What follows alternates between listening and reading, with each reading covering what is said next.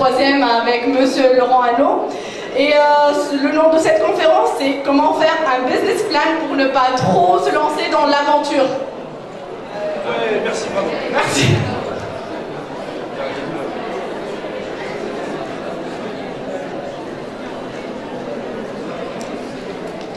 Donc, un business plan. C'est trop fort? J'ai pas compris. Vous entendez pas? Bon, je vais cracher dessus, comme ça va mieux. Ah, voilà. Un business plan, c'est pour fixer un objectif de chiffre d'affaires, on est d'accord? Éventuellement, après aussi un objectif de rentabilité. Comment est-ce qu'on va pouvoir déterminer le chiffre d'affaires d'un site marchand? Comment est-ce qu'on calcule le chiffre d'affaires d'un site marchand?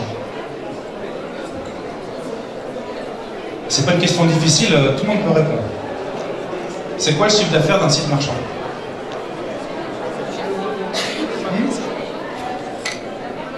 La vente des produits. Mais alors, concrètement, c'est le chiffre. Par exemple, si on dit je vais faire 1 million de dinars de chiffre d'affaires, ça correspond à quoi ce million de dinars?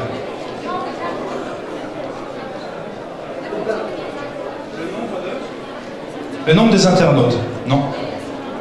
La somme des ventes? Ah, c'est mieux déjà. Oui.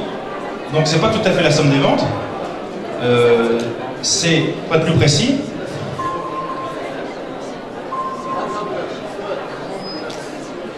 Voilà. Alors, quand on va décomposer le chiffre d'affaires, il y a un revenu principal qui est lié à la vente des produits et services. Et puis il peut y avoir quelques revenus annexes, comme par exemple des revenus publicitaires. Mais si on se concentre sur la vente principale, qui sont les biens et services, le chiffre d'affaires de 1 million de dinars, dans mon exemple fictif, c'est un nombre de commandes multiplié par un panier moyen. Est-ce qu'on est bien d'accord avec ça? Si j'ai 100 dinars de panier moyen dans mes commandes, et que j'ai 10 000 commandes, je vais bien avoir 10 000 fois 100 égale 1 million de dinars. On est d'accord sur ce chiffre-là? On va l'écrire à la craie au tableau. Hein. On est d'accord. Mais faire 10 000 commandes de 100 dinars ou faire 100 000 commandes de 10 dinars, dans les deux cas de figure, je fais 1 million de dinars de chiffre d'affaires. Mais dans le premier cas, j'ai 10 000 clients, dans l'autre, j'en ai 100 000. C'est pas du tout la même chanson. Et puis 10 dinars, c'est un tout petit panier, alors que je vais avoir forcément des frais de livraison, de marketing, etc., sur lesquels je vais avoir sans doute beaucoup de mal à gagner ma vie. Donc c'est pas non plus du tout la même chose. Donc la première question, c'est qu'est-ce que va être le panier moyen? Comment est-ce qu'on pourrait calculer le panier moyen? Est-ce qu'il y a des commerçants dans la salle? Des gens qui ont déjà été derrière le tiroir caisse?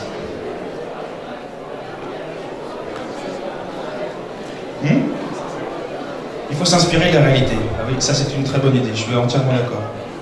Par exemple, une boulangerie, si le pain il est à 350 millim en moyenne et que les gens ils en achètent 2 en général, certains 1, 2, 3, le panier moyen il va être à 700 millim. Donc il y a toujours un rapport entre le prix de vente des articles et le panier moyen. Merci beaucoup, c'est très très gentil. Je vais continuer comme ça quand même, c'est pas grave. Donc il y a un rapport entre le prix moyen des articles et le panier moyen. C'est quoi l'écart entre le prix de vente moyen d'un article et le panier moyen? Le panier moyen, il s'agit de diviser la somme des ventes sur les ventes. Donc pour le panier moyen, il s'agit de diviser la somme des ventes sur le nombre de passagers. Et de commandes, exactement. Voilà. Et pour le prix moyen, c'est la somme des prix de tous les articles divisé sur le nombre des articles. Exactement, vous avez juste. Et quel est l'écart entre les deux? Est-ce que c'est toujours la même? Est-ce que ça on arrive au même résultat? Non. Non, on n'arrive pas au même résultat. Et pourquoi? C'est quoi l'écart entre les deux?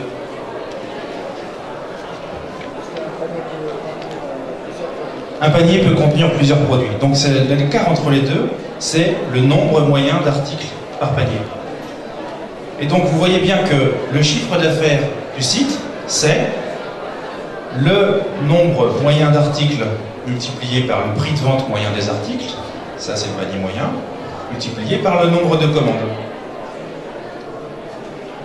On a déjà fait un arbre à 2 dimensions, et là on a encore divisé en 2. Et si on va plus loin, on peut rentrer par famille de produits, on peut raisonner même en nombre moyen d'articles par ligne et le nombre de lignes, qui sont deux choses différentes.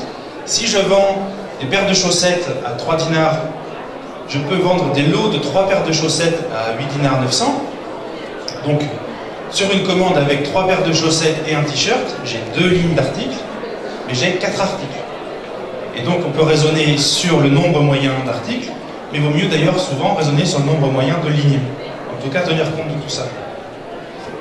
Et ça veut donc dire que pour augmenter le chiffre d'affaires, en supposant qu'on soit très bon commercialement, on peut augmenter son prix de vente, c'est souvent ce qui est le plus difficile parce qu'il y a de la concurrence. On peut augmenter le nombre moyen de lignes, ou on peut augmenter le nombre moyen d'articles par ligne, en faisant par exemple ce que je viens de dire, des lots, des bundles, des promotions, dans lesquelles il n'y a pas seulement de la remise ou du bon d'achat, on échange un prix plus intéressant contre une quantité vendue plus importante. Ça, c'est un levier commercial évidemment très important. Et puis maintenant, on va s'intéresser à l'autre branche. On a dit tout à l'heure, dans mon exemple, 1 million de dinars divisé par 100 de panier moyen, on avait 10 000 commandes. Alors d'où est-ce qu'elles viennent ces 10 000 commandes? Comment est-ce qu'on arrive à déterminer qu'on a 10 000 commandes?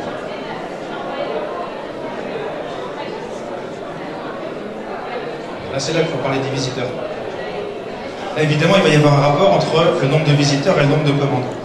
Et l'écart entre les deux, ça s'appelle quoi? Ça s'appelle le taux de conversion, le taux de transformation. Si sur 100 visiteurs, j'ai 2 commandes, je fais 2% de taux de transformation. Et donc, si je considère que ce taux de 2% est un taux normal, même si ça paraît faible, en réalité, c'est déjà pas si mal.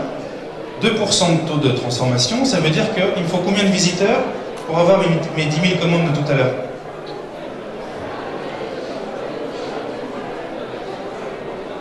« 2%, c'est 1 sur 50, c'est donc 500 000, monsieur a gagné. Donc il faut que j'aille chercher 500 000 visiteurs. Où est-ce que je vais les chercher? Combien ça me coûte? Vous avez une idée? Où est-ce qu'on va chercher ces 500 000 visiteurs?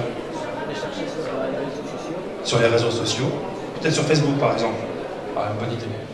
On continue. Sur Google, on va collecter des adresses email. On va faire de la relation WordPress. On va acheter de l'achat d'espace. On va essayer de développer de l'affiliation. On va échanger des liens. Voilà. Tout ce travail-là, c'est le web marketing. Et c'est ça qui va générer le trafic sur le site. Ben voilà, ma présentation est finie, vous savez faire un business plan. Pardon? Oui.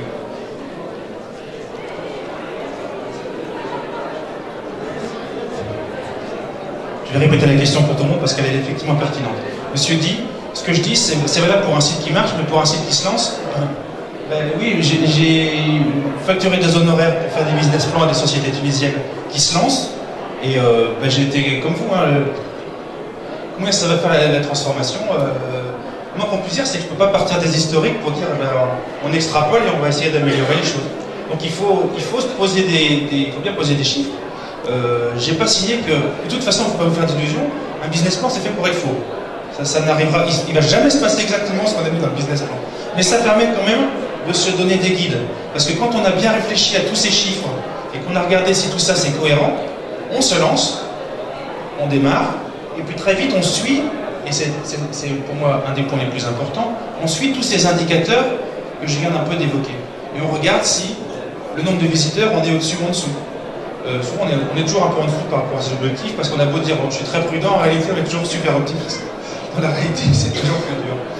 Le taux de conversion, je suis bon ou pas? Mon panier moyen, c'est cohérent ou pas? Tous les aspects liés au panier moyen qui sont très liés au prix de vente et au portefeuille produit, ce sont les facteurs les plus faciles à régler. Si votre panier moyen il est trop faible, il faut arriver à remonter votre prix de vente moyen d'article. Il suffit d'avoir quelques articles plus chers qui sont introduits dans le site pour tirer vers le haut. Vous allez en vendre quelques-uns et mécaniquement ça va tirer le panier vers le haut. Alors, je vais reprendre quand même maintenant quelques images, même si c'est assez largement passé. Donc ça fait plus de 15 ans que je travaille dans le domaine du e-commerce. J'avais enseigné le e-commerce à l'Institut HEC de Tunis il y a quelques années. Et là, vous avez une liste de nos clients en France et en Tunisie.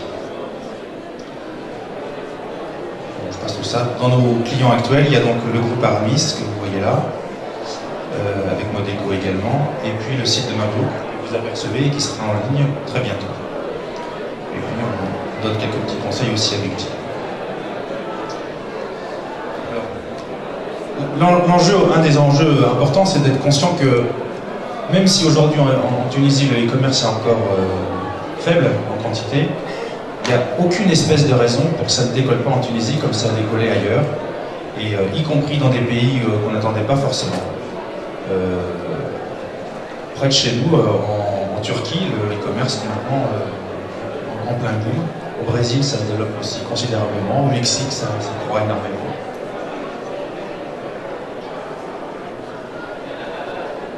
Il faut tenir compte des évolutions qu'il y a pu y avoir. Facebook est particulièrement présent en Tunisie.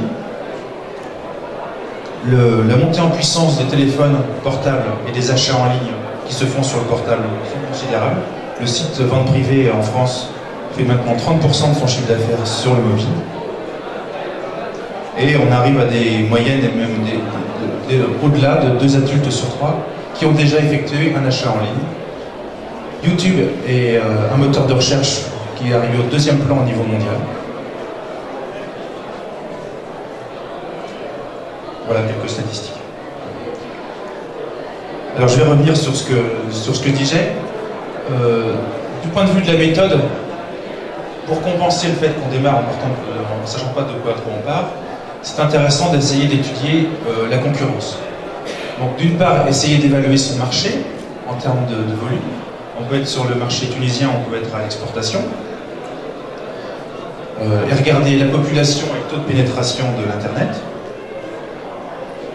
Et puis il faut faire un benchmark très complet de la concurrence. Ici c'est une copie d'écran rapide où on a reproduit dans le domaine de la mode les sites dans différentes catégories. D'abord le luxe et les grands magasins avec Net-a-Porter, Saks, je ne sais plus qui encore, Citadium, les grandes marques, les sites de discount, etc. Et regardez comment sont construites les homepages, comment sont construites les pages produits, comment se fait le parcours visiteur, tous les aspects de l'ergonomie pour comprendre et voir comment fonctionne la vente, à quel niveau de prix ils sont. Et un truc que je vous conseille de faire, qui est très utile, c'est de créer plusieurs profils fictifs, en Facebook ou ailleurs. Vous vous faites une petite fiche de personnes qui pourraient correspondre à des clients, vous leur créez une adresse email et vous abonnez ces adresses email au site que vous avez envie d'observer. Et vous allez avoir des comportements, vous allez écrire sur une feuille, des scénarios, vous allez avoir des comportements différents entre vos différents profils. Vous allez avoir un qui va aller régulièrement visiter certains sites et pas d'autres. Vous allez en avoir qui vont passer une commande sans la valider, et puis de préférence, débrouillez-vous pour avoir le budget, passer une commande en vrai sur les quelques sites concurrents. Et vous allez voir après comment vous allez recevoir des newsletters. Est-ce que c'est les mêmes ou pas? Avec quelles? Est-ce que ça a la même fréquence ou pas? Est-ce que ce sont les mêmes offres ou pas, ou avec les mêmes remises? En toute logique, vous constaterez que si vous allez sur des sites performants, les messages sont différenciés. Si vous avez aussi un petit peu de budget pour passer des achats chez vos concurrents et que vous vous demandez quel est le volume de chiffre d'affaires qu'ils réalisent, vous pouvez, ça prend un peu de temps, mais vous pouvez calculer le prix moyen d'articles qu'ils ont, il suffit de relever tous leurs prix. Vous pouvez vous faire une petite idée du nombre moyen d'articles qu'ils ont par commande, ça c'est plus difficile. Donc vous avez une idée du panier moyen, et vous passez une commande aujourd'hui, et vous repassez une commande dans une semaine. Et vous allez regarder le numéro de votre commande.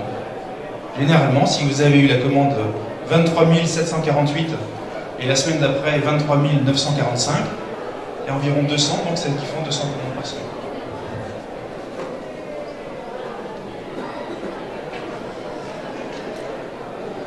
Voilà, et donc un gros plan sur l'analyse qu'on peut faire d'un site.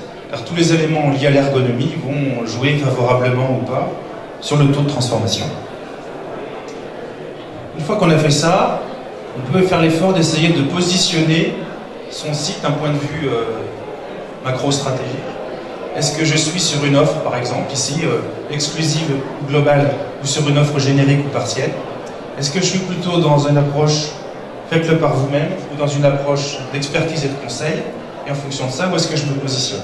C'est important d'essayer de comprendre les ressorts fondamentaux, les positionnements des enseignes, pour se dire, est-ce que moi je suis cohérent? Est-ce que je suis dans l'endroit où c'est le plus compétitif, où c'est plus la bagarre est la plus forte ou pas? Alors ça on a déjà dit tout à l'heure, la marge commerciale est toujours la source de revenus principale. Et à part si vous êtes un site de médias qui compte vendre de l'espace publicitaire, je déconseille fortement de mettre une ligne sur les revenus publicitaires d'un site marchand. Ça peut arriver, mais de façon accessoire, et il ne faut surtout pas le privilégier.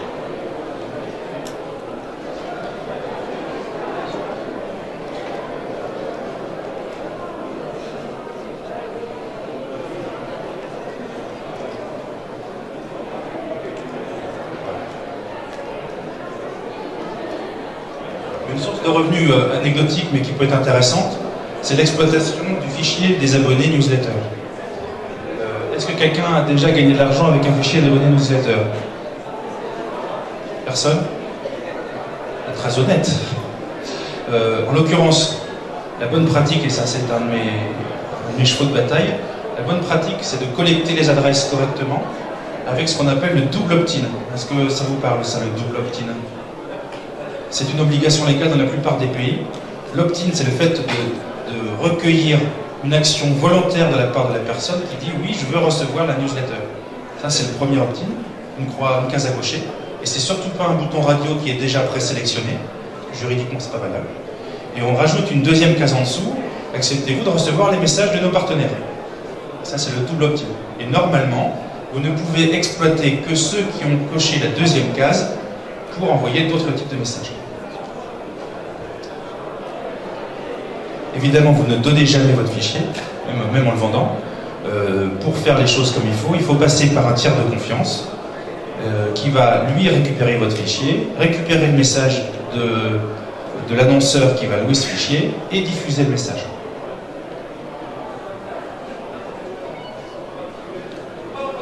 Donc, pour élaborer le business plan, on fait des allers-retours entre la taille de la société et l'évaluation du marché.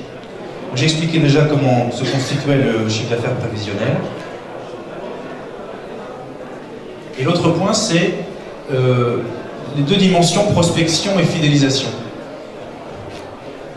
Quelle que soit la commande, on a un prix de vente moins un prix de revient des articles, on va dire un prix d'achat lorsqu'on est un distributeur, ou un prix sortie usine lorsqu'on est un industriel.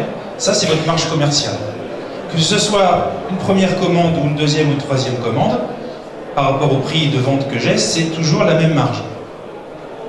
Après, je peux avoir des niveaux promotionnels qui vont faire qu'il y a une petite différence de marge, mais surtout, la grosse différence, c'est que pour la prospection, j'ai eu un coût d'acquisition client. J'ai acheté des clics dans Google, j'ai acheté des publicités, des Facebook Ads, j'ai loué un fichier pour faire une campagne d'emailing. Tout ça, c'est de l'argent que j'ai dépensé. Mais une fois que j'ai eu une commande, ce client, j'ai le droit de lui écrire et de lui réécrire, d'essayer d'entretenir avec lui une relation durable, et chaque nouvelle commande, je n'ai plus de coût marketing à investir. Et donc, le ressort fondamental du business plan du e-commerce, c'est la fidélisation, ce qu'on va appeler scientifiquement le taux de rétention. Si vous démarrez un business sur l'Angleterre, le niveau de prix des clics dans AdWords est tellement élevé que personne ne peut gagner d'argent sur la première commande, sauf cas absolument miraculeux. Les clics sont à plus de 1 livre souvent le clic. Parfois on descend sur des mots moins bataillés à 50 pence, mais c'est extrêmement cher par rapport au taux de conversion que vous allez avoir derrière. Donc vous avez un coût d'acquisition client qui va couramment dépasser les 70, 80, 150 dinars pour avoir un client qui va vous passer une commande de 80 ou 150 dinars, sur lequel vous avez que la moitié au mieux de la marge, et sur lequel encore il faut enlever les frais de livraison. Donc pourquoi est-ce qu'il y a des gens qui sont assez fous pour perdre de l'argent comme ça? Mais justement parce qu'après il va y avoir la deuxième, la troisième et la quatrième colonne.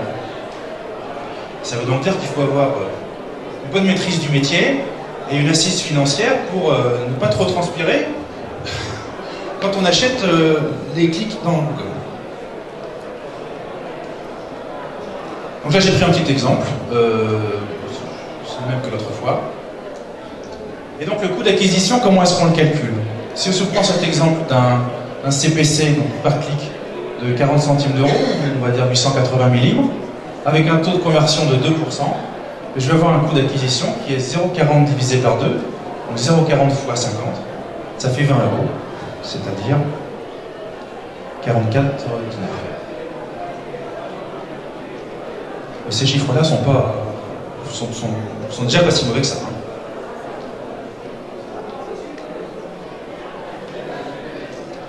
Et donc quand vous avez fait tout ça, eh bien vous pouvez construire un tableau de ce type dans lequel vous allez avoir année par année votre répartition des ventes par famille de produits, dans lesquels vous avez éventuellement des taux de marge qui sont différents. Ça arrive que par exemple il n'y ait pas le même taux de marge moyen sur les chaussures que sur les pantalons, que sur les vestes.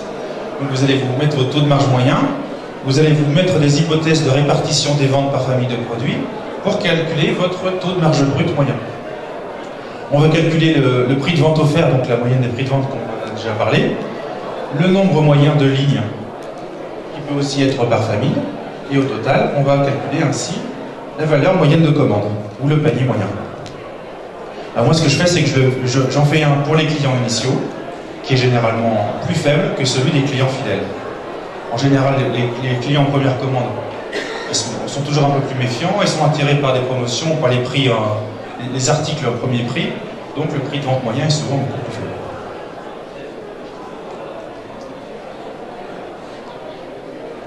Alors voilà les 6 principaux axes que l'on retient en général pour déterminer le coût d'acquisition client, qui sont les axes du web marketing. Il y a le référencement naturel. Nos fidèles auditeurs étaient là ce matin pour écouter Luc Jovard en parler savamment. On a un très très bel outil avec la plateforme de YouCatchy. Il y a le référencement payant, autrement dit les achats de mots-clés. Il y a tout ce qui tourne autour de l'affiliation qui aujourd'hui n'existe pas en Tunisie, à ma connaissance. Il y a l'email marketing avec notamment l'outil de segmentation dont j'ai parlé aussi ce matin. Il y a la publicité en ligne que vous connaissez qui est extrêmement chère. C'est parce que j'ai dit que c'était très cher.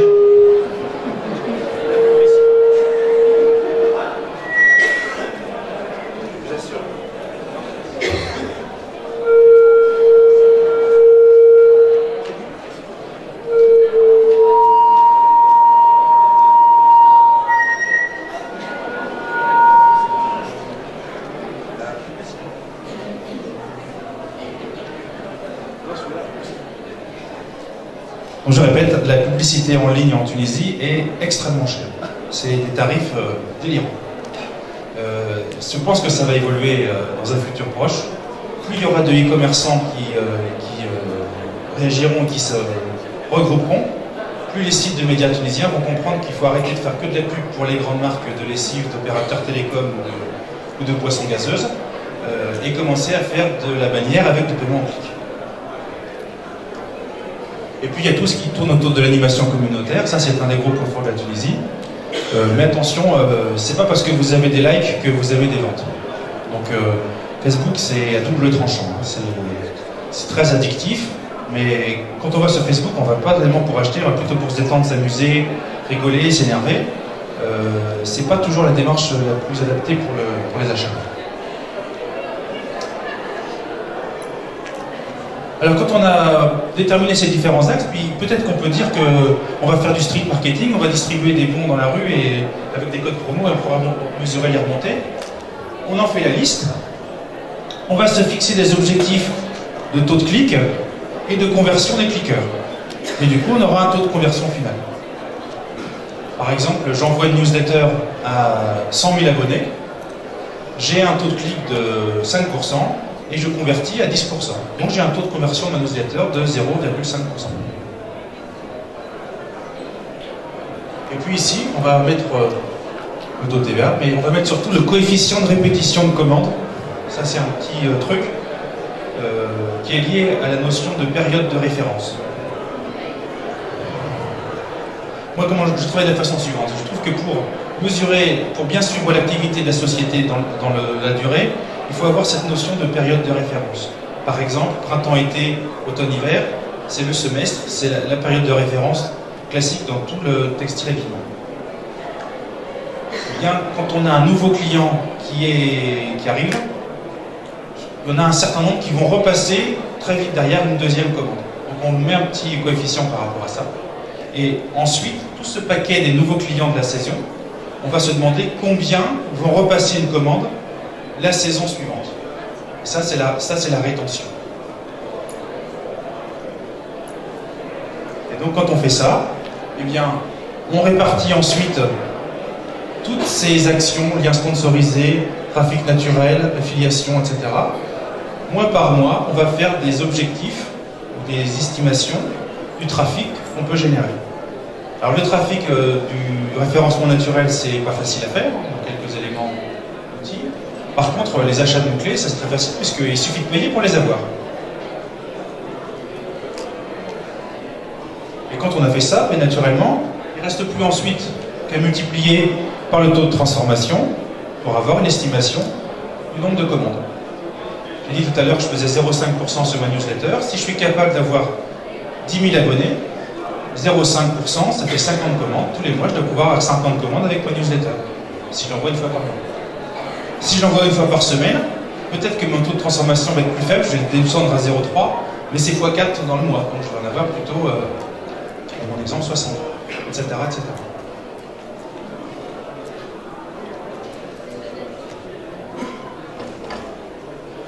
Et puis une fois qu'on a eu toutes ces commandes en estimation, en prospection, on prend le total, on le met en début de saison, et là on se dit combien je vais en garder qui vont me repasser une commande la fois suivante. Et là je vais les répartir et je vais avoir mes ventes de clients fidèles. Et donc tout ça mis bout à bout, ça me donne des prévisions de chiffre d'affaires. Reste maintenant à savoir combien ça m'a coûté pour générer ce chiffre d'affaires-là. Et là encore, les coûts sont des coûts parfois fixes mais souvent variables. Le coût au clic, donc c'est au clic. L'envoi d'une newsletter, ben, on va avoir ce frais de création et puis l'achat du trafic pour le routage, ça c'est pas cher du tout. Le référencement naturel, c'est typiquement des honoraires qui sont par mois dans les coûts fixes. Donc quand on a fait tout ça, eh bien, on a son budget marketing et on va diviser ensuite, pour avoir le coût global par action, on va diviser le nombre de clients qu'on a obtenus par le coût moyen. Si ma newsletter ne me coûte pas cher et qu'elle transforme très peu, et que mes clics me coûtent très cher mais transforment énormément, en coût par action, c'est plus cher le clic, mais c'est plus rentable, donc ça vaut le coup de le travailler. C'est la même logique qu'on a expliqué ce matin avec Luc sur le référencement naturel. C'est comprendre par quelles expressions et mots-clés est-ce qu'on génère du chiffre d'affaires pour se bagarrer sur les positions en priorité sur ces mots les plus rentables. Voilà, donc quand j'ai fait tout ça, je finis là, je reviens là. Quand on a eu tout son budget marketing externe avec les coûts fixes et qu'on les a retirés de la marge commerciale, on a la marge brute avant calcul des opérations. Reste maintenant à élaborer l'évaluation des coûts logistiques internes, externes et du service client.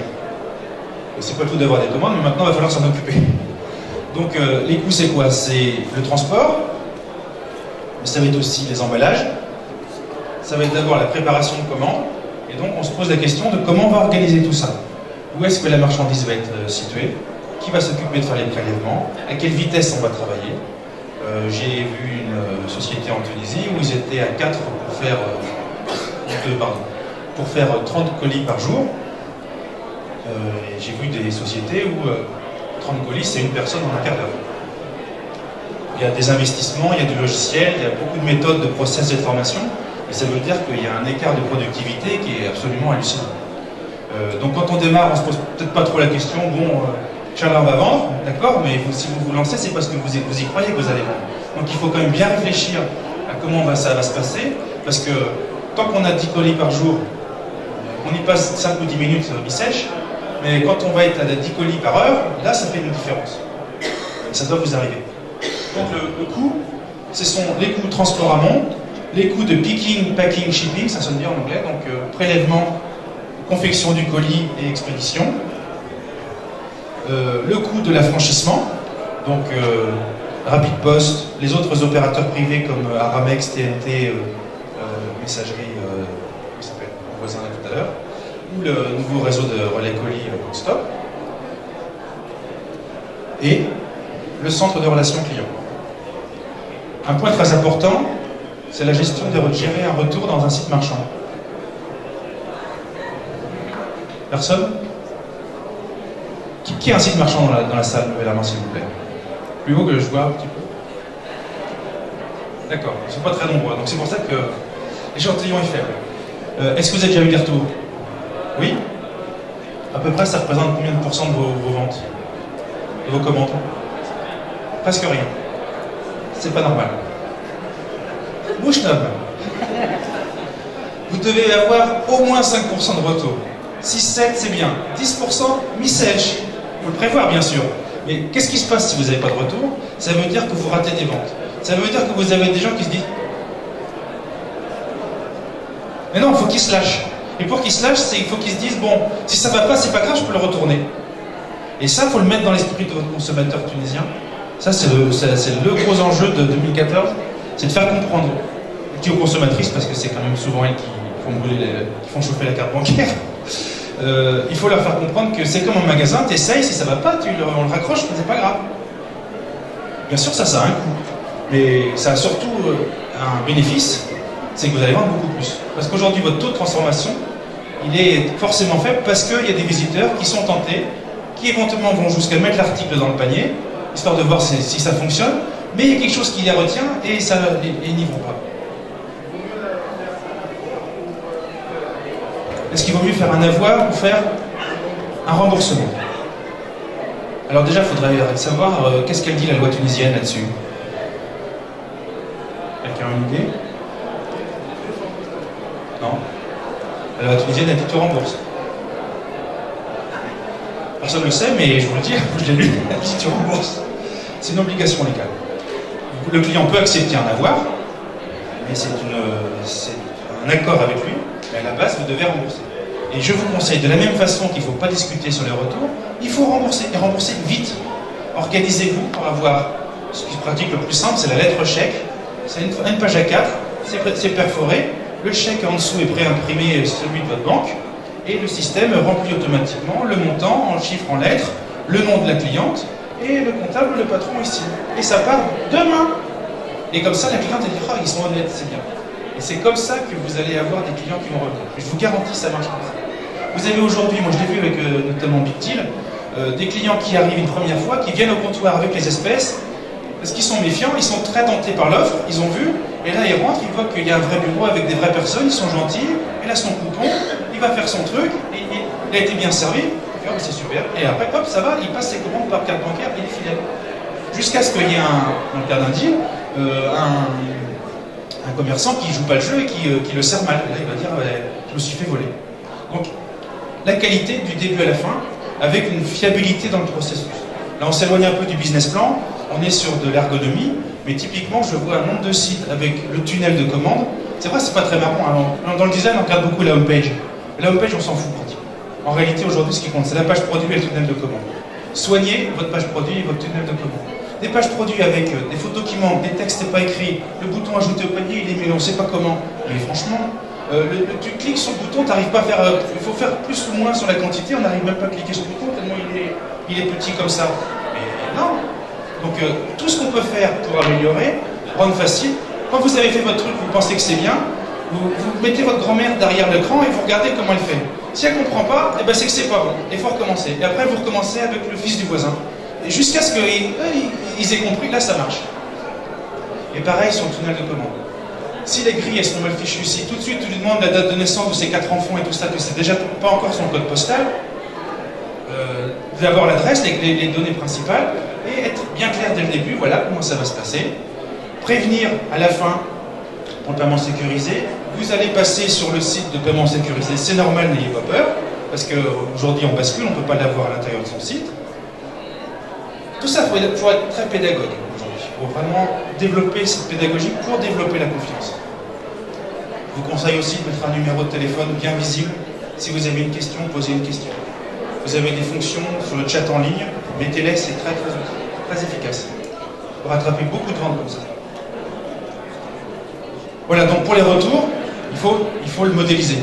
Donc si on part sur un chiffre rond, vous avez des colis qui pèsent en moyenne. Ah bah oui. Si vous avez des articles, chaque article a un poids. Donc dans votre back-office, je vous conseille d'avoir une colonne avec le poids de chaque article. Ça vous permet déjà de calculer le poids du colis. Vous rajoutez 5% ou un montant fixe pour le cartonnage et éventuellement un peu de calage autour. Le bon de livraison c'est 20 grammes, on s'en fout. Et comme ça vous avez le calcul prévisionnel de votre colis et donc de son coût d'affranchissement. Si on prend la tranche 500 grammes 1 kg, c'est 7 dinars chez Rapid Post.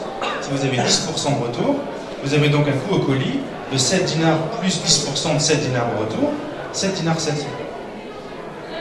Quand on a dit à Boxstop qu'on était à 5 dinars 900 sur cette tranche-là et 4 dinars 900 pour le retour, vous avez donc 5 dinars 900 plus 490 milli, ça vous fait 6 dinars 400 à peu près de coût moyen par colis. 1 dinar 300 d'écart. Comptez aussi dans vos coûts d'exploitation le coût de la relation client. Pareil, quand on a 2-3 ventes par jour, la cliente qui appelle, on est très content, presque ça nous rassure, on se dit on ne fait pas tout ça pour rien, les clients ils existent, la preuve ils nous appellent. Et quand vous en avez 100 par jour et que vous en avez 80 qui appellent pour dire il est où mon colis, ça saoule, hein. Puis c'est tout, ça coûte, parce qu'il faut bien quelqu'un qui réponde au téléphone. Ou quand on voit des emails, il faut répondre, c'est toujours la même chose. Donc il faut l'organiser ça avec la CRM et si possible travailler avec l'ensemble de la logistique pour anticiper cette demande-là. Quand par exemple vous faites évoluer dans la page Mon Compte le statut du colis et que vous envoyez un email ou un SMS pour dire comment le colis va évoluer, la cliente elle est rassurée. Parce qu'en fait, aujourd'hui, comme on est encore dans une phase relativement de nouveauté du e-commerce, les gens qui vont passer à l'acte, c'est les gens les plus audacieux, mais ils sont quand même un peu angoissés. Alors que normalement, recevoir un colis, c'est une joie, c'est un plaisir, c'est comme un cadeau. C'est un cadeau qu'on se fait à soi-même. Et c'est toujours un moment très agréable de recevoir un colis, quand ça se passe bien. Et donc, entre le moment où ça y est, j'ai payé, et ça c'est pas le moment agréable, et le moment où j'ai mon colis, là je suis très content, autant essayer de faire en sorte que la joie monte de plus en plus. Donc si j'ai un mail qui me dit votre commande elle est en cours de prélèvement, votre commande elle est emballée, votre commande elle a été expédiée, votre commande elle est au centre de tri, après vous le ferez moins. Mais au début, à chaque fois je me dis ça avance, ça avance, ça avance, et à la fin je reçois le SMS, viens chercher ton colis, et je suis content.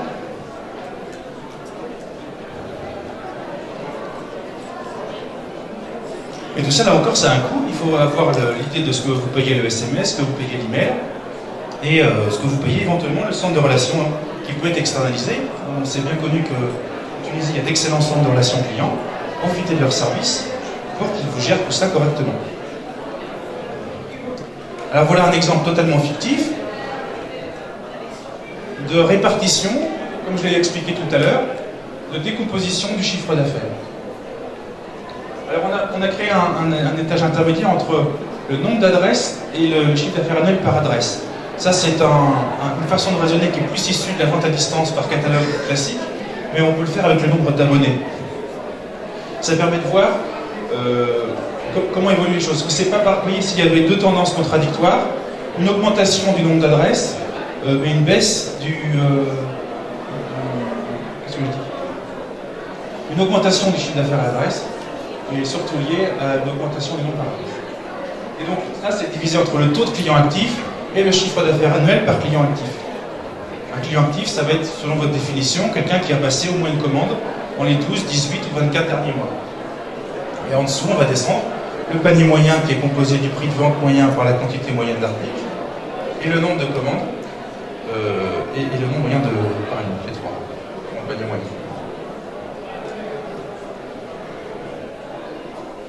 Si vous mettez en place un tableau de bord de ce type, vous reconnaissez immédiatement tous vos effets de levier.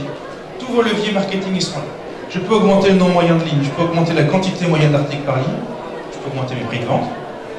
Ça fera augmenter le panier moyen. Je peux essayer d'augmenter le nombre de commandes par actif. Donc ça, c'est des actions de fidélisation, de relance des clients plus ou moins fidèles. Et puis, je peux augmenter l'efficacité de mes messages. Et puis, je peux aller chercher du nouveau trafic, des nouvelles adresses.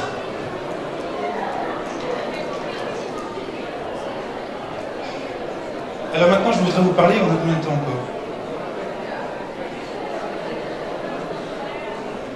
C'est presque fini. Hein. Je voudrais vous parler de calendrier très rapidement. Je voudrais vous dire, décidez-vous de vous lancer ou de ne pas vous lancer, mais faites pas les choses à moitié. Si vous faites les choses à moitié, cette moitié-là, elle est perdue.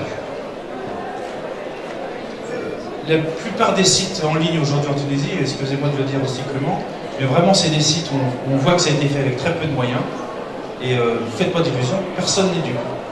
Tous les visiteurs s'en rendent parfaitement compte, et posez-vous la question, quand vous rentrez dans un magasin minable, dans une rue moche, avec des poubelles devant et du personnel pas aimable, est-ce que vous achetez? Non, vous ressortez. Et c'est exactement pareil sur les sites internet. Si le site il est bancal, on voit que ça inspire pas confiance. Comment vous voulez vendre dans ces conditions? C'est impossible. Donc réfléchissez bien sur vos éléments de stratégie avant de lancer votre site. Prenez votre temps ensuite pour bien concevoir et réaliser votre site.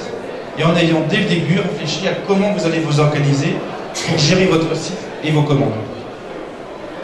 Le jour où vous mettez en ligne un beau site marchand, c'est le jour où vous ouvrez le magasin avec l'inauguration. C'est le début de l'aventure réelle. Donc ça, c'est les 3 étapes de l'amont sur la stratégie.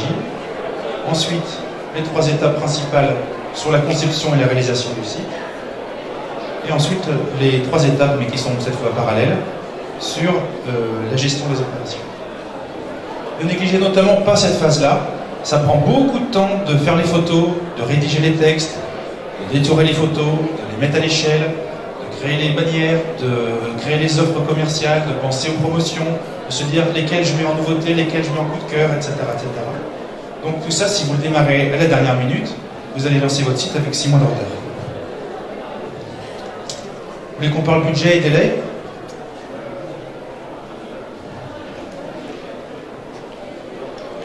Alors les animations sont pas dans le bon sens. Donc, la première phase, ça doit durer minimum 1 mois et demi, mais généralement 2 à 6 mois. Notamment parce que plus la société va être importante, plus les gens sont occupés aussi à faire d'autres choses. La part de développement du site, ça ne doit être que 10 à 15% de votre budget total. Donc quand on me demande combien ça coûte un site marchand, moi j'ai tendance à répondre ça, et on me dit c'est cher. Oui, c'est vrai. Mais en fait, les questions, souvent, elles se posent là-dessus. Et les réponses aux devis que vous avez, ils sont là. Sauf que si vous n'avez pas bien fait ça, et pas bien travaillé votre cahier des fonctionnalités, parce que vous n'avez pas assez réfléchi à ça, et parce que vous ne savez pas où vous allez avoir un site, vous allez en avoir pour votre argent, et vous allez recommencer, et vous allez mettre en ligne un truc qui ne marchera jamais.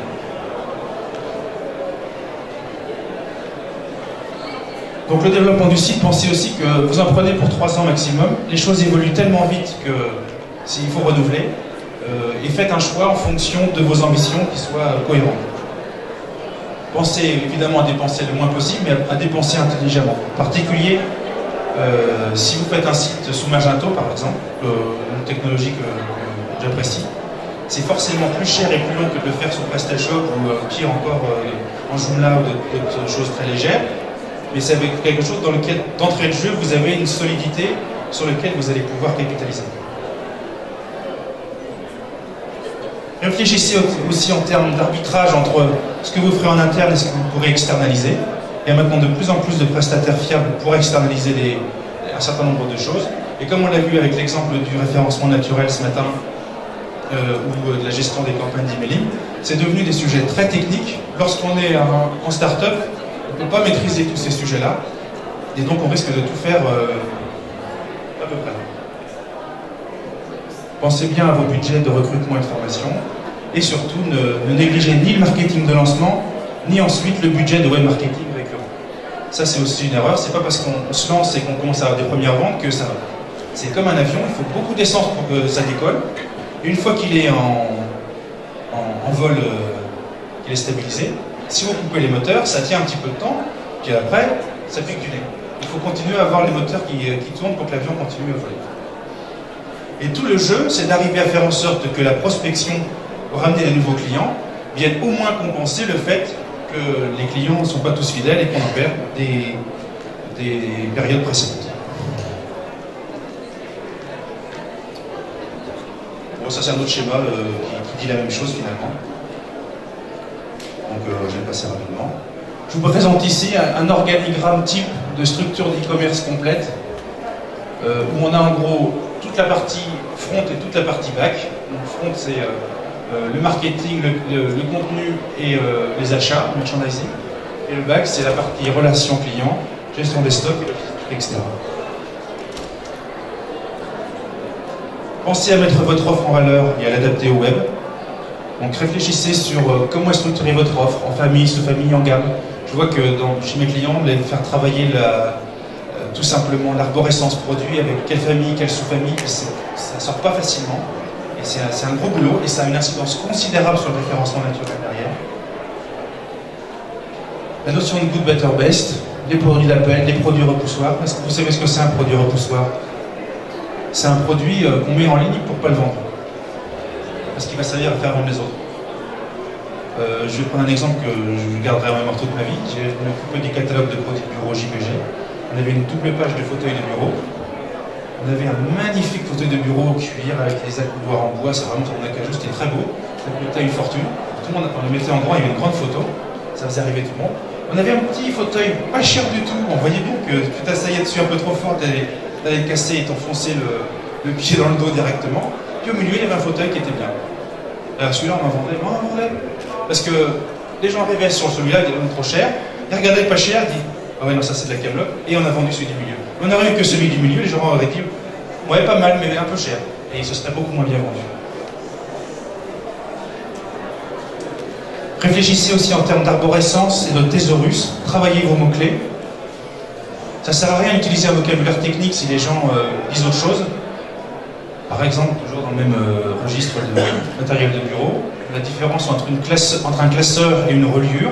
Un classeur, c'est à anneau, une reliure, c'est à levier. Mais les gens disent tous non, c'est le contraire. C'est classeur à levier et reliure, c'est les classeurs à anneau. Tout le monde dit classeur. Si vous mettez reliure pour vos produits, ben, vous n'allez jamais le voir. Pensez aussi donc produits complémentaires, renvoi et circulation. Ça se fait beaucoup, notamment dans le textile. Vous aimerez aussi, etc. Travaillez beaucoup la qualité de vos photos, la qualité des textes et la qualité des maquettes. Quand vous faites une belle photo comme ça des coussins, non seulement ça va bien vendre les coussins, mais ça va sans doute aussi vous aider à vendre la lampe artisanale, l'objet ici en cuir étamé. Donc ça facilitera la vente complémentaire. Bon, et pensez que tout ça, ça interagit. Le travail sur la sélection de la cible se fait en connaissant mieux les clients, et le travail sur l'assortiment, il se fait en améliorant l'offre. Mais l'offre, elle est liée à la demande, c'est naturel. Donc, si vous avez une clientèle qui est de plus en plus vieillissante, ça ne sert à rien d'avoir un design qui est de plus en plus jeune, parce que vous allez avoir des contradictions de plus en plus fortes.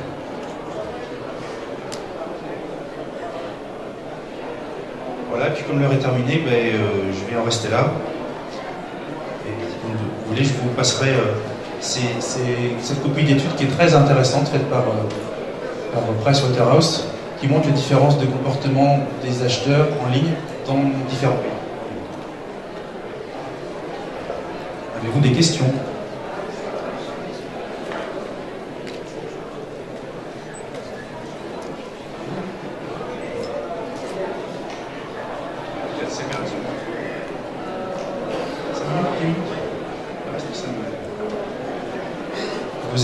L'autre fois, il y a eu plein de questions, là, il n'y en a plus du tout. Soit c'était nul ce que j'ai raconté, soit vous êtes tous fatigués, soit c'était très complet et du coup, ou alors vous êtes tellement fatigué la tête que vous pouvez plus. Pas de questions? Oui, une question.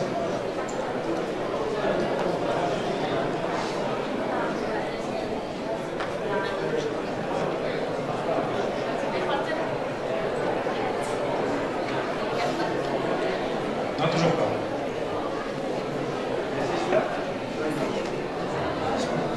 Allô? À Marseille.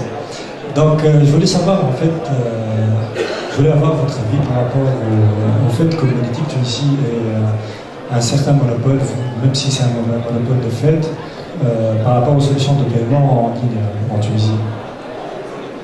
No comment.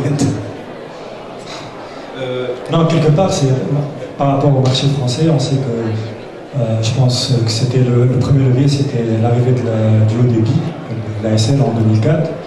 fait que les ventes ont augmenté en France. Et en 2007, je pense, c'est la libération des solutions de paiement en France.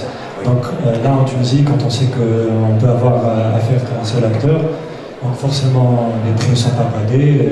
C'est pas tout à fait vrai, puisque maintenant, vous avez indirectement un deuxième acteur avec GPG qui intègre Tunisie Monétique derrière, mais ça se voit pas. Donc ça donne quand même l'impression que c'est un opérateur alternatif. Non, mais il a affaire avec Monétique Tunisie. Oui, je sais très bien, je connais bien sa solution.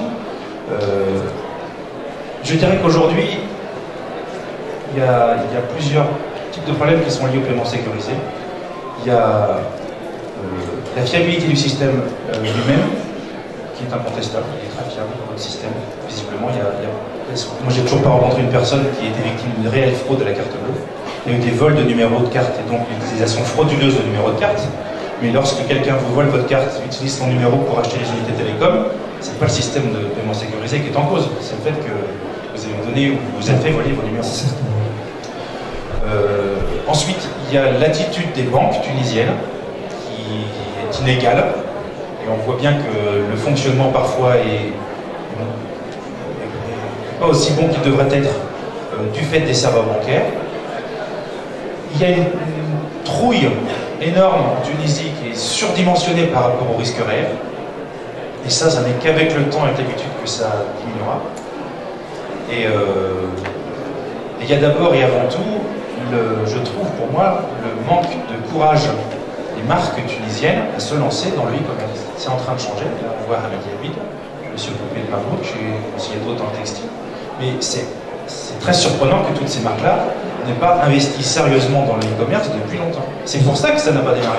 Justement, par rapport à ça, en fait, c'est une barrière à l'entrée finalement. Pour les grandes marques, si on enlève sur le brut 5% de commission à chaque fois, forcément que c'est une barrière à l'entrée. Ils ne vont pas y aller s'il n'y a pas de l'infrastructure. C'est comme si vous voulez... Voilà. Je vais aller directement à un deuxième niveau de réponse. Ouais. Levez la main ceux qui, dans la salle, ont un projet concret de e-commerce. Et c'est qui les autres alors? C'est juste comme ça? Est-ce que vous seriez prêt à adhérer à la fédération du e-commerce qui serait un syndicat professionnel?